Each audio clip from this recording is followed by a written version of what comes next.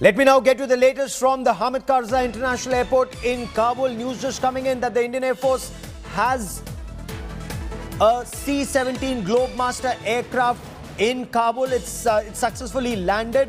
Now this aircraft is in Kabul to airlift Indian nationals, officials and diplomats in Afghanistan.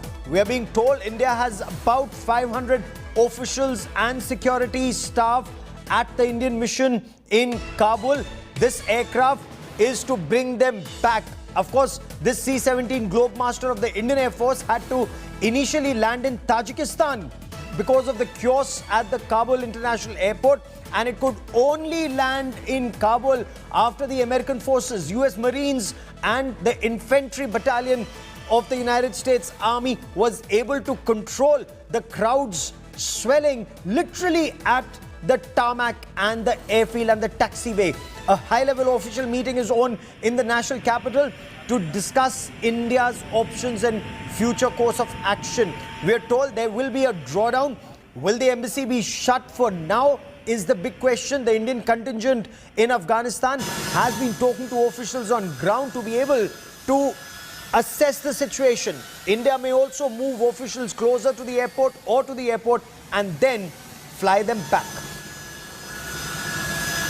I quickly want to cut across to India Today's executive editor Shiv Aroor joining me for more on this. Shiv, when we look at these images, they are extremely alarming. The situation in Kabul and Afghanistan in general, but what's happening on the tarmac in particular?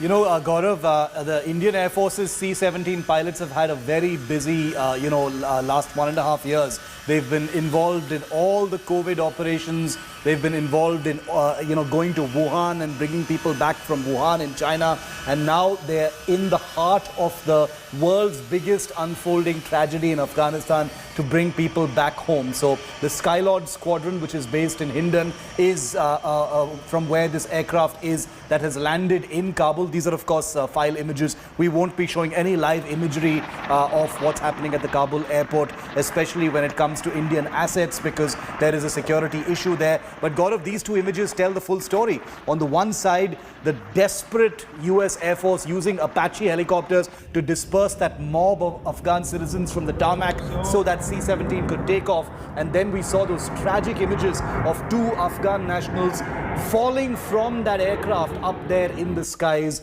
That is the kind of desperation they had to leave this war-torn country after they've been abandoned by Joe Biden to the Taliban. Now you've got the very same aircraft, a C-17 from the Indian Air Force, landing in Kabul. It is expected to pick up maybe 400 to 500 Indian nationals who are still stranded in Kabul. Extremely sensitive operation, Gaurav, because Kabul is free for all, so is the airport. People have been scaling walls and entering. There could be, Taliban operatives and terrorists also who've infiltrated the airport. So there is a real risk, and that's why this is a sensitive issue, and we've got to put out information in a very careful manner right now. Oh, absolutely. And why is this? Because lives are at stake. Nothing can be more important than lives of innocent people.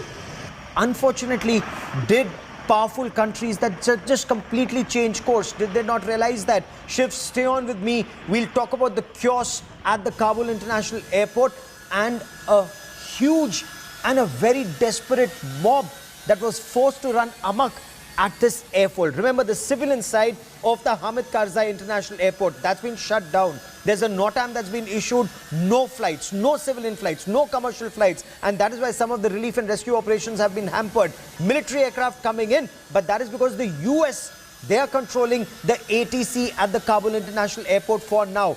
Afghan staff, Afghan personnel, after Taliban took over, nobody knows what's happening because there is no government. Hamid Karzai and his team, they fled Afghanistan. The new administration, there is no interim administration. The Taliban are yet to be in complete control of the situation, except, of course, what's happening on the streets. We'll tell you more about that during the course of the next 1 hour.